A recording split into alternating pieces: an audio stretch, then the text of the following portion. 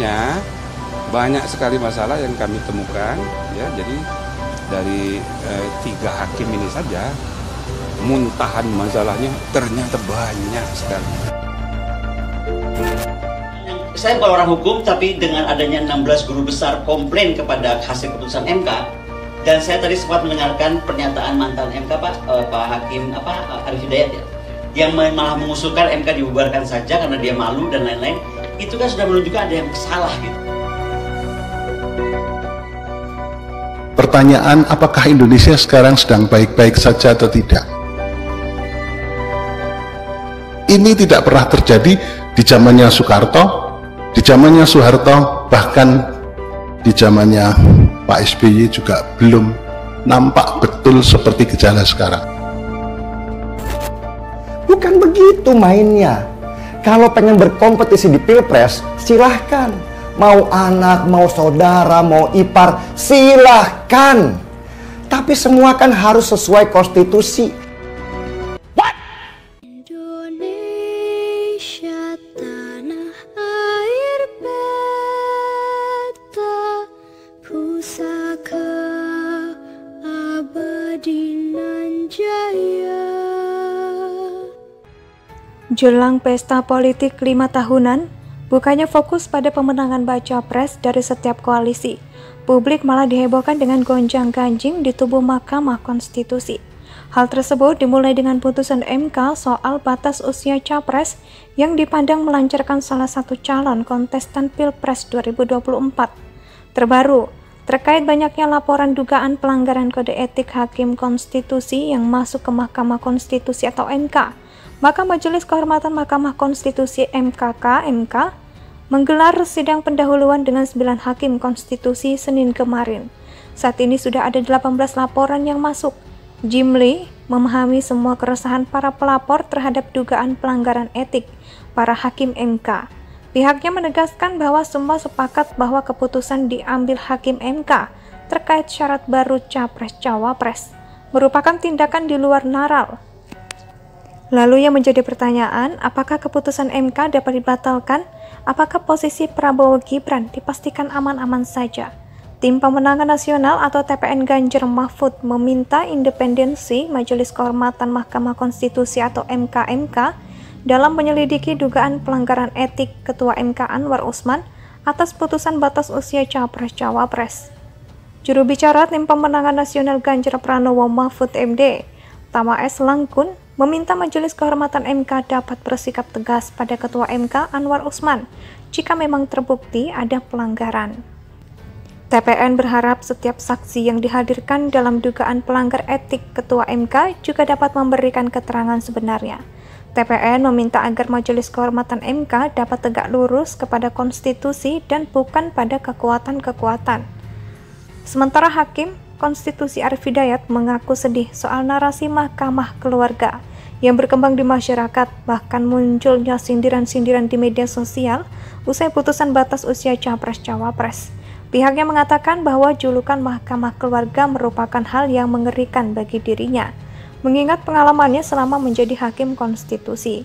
Selain itu, putusan MK yang tengah mengusut laporan masyarakat terkait dugaan pelanggaran kode etik dan perilaku hakim konstitusi akan berdampak kepada pengembalian muruah MK.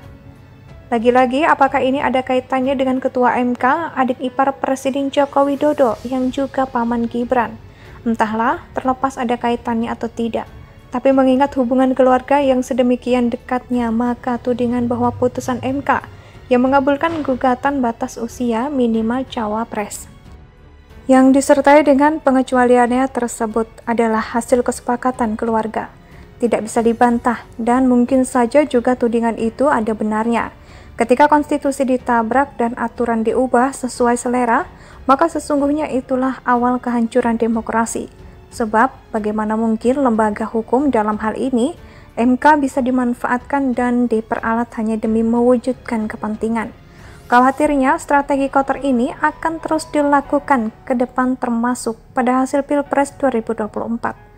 Karena kalau sampai terjadi, maka itu akan jadi ancaman serius bagi demokrasi, bukan hanya pada Pilpres 2024 saja, Tetapi pada pilpres-pilpres berikutnya juga bisa saja dilakukan strategi serupa.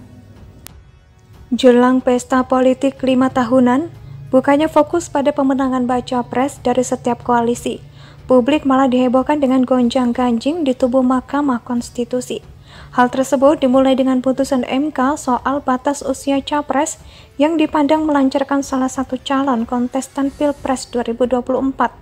Terbaru, terkait banyaknya laporan dugaan pelanggaran kode etik Hakim Konstitusi yang masuk ke Mahkamah Konstitusi atau MK, maka Majelis Kehormatan Mahkamah Konstitusi MK menggelar sidang pendahuluan dengan 9 Hakim Konstitusi Senin kemarin. Saat ini sudah ada 18 laporan yang masuk. Jimli memahami semua keresahan para pelapor terhadap dugaan pelanggaran etik para Hakim MK. Pihaknya menegaskan bahwa semua sepakat bahwa keputusan diambil Hakim MK terkait syarat baru Capres-Cawapres merupakan tindakan di luar naral. Lalu yang menjadi pertanyaan, apakah keputusan MK dapat dibatalkan? Apakah posisi Prabowo Gibran dipastikan aman-aman saja? Tim Pemenangan Nasional atau TPN Ganjar Mahfud meminta independensi Majelis Kehormatan Mahkamah Konstitusi atau MK dalam menyelidiki dugaan pelanggaran etik Ketua MK Anwar Usman atas putusan batas usia Capres-Cawapres. Juru bicara Tim Pemenangan Nasional Ganjar Pranowo Mahfud MD, Tama S. Langkun, meminta Majelis Kehormatan MK dapat bersikap tegas pada Ketua MK Anwar Usman jika memang terbukti ada pelanggaran. TPN berharap setiap saksi yang dihadirkan dalam dugaan pelanggar etik Ketua MK juga dapat memberikan keterangan sebenarnya. TPN meminta agar Majelis Kehormatan MK dapat tegak lurus kepada konstitusi dan bukan pada kekuatan-kekuatan.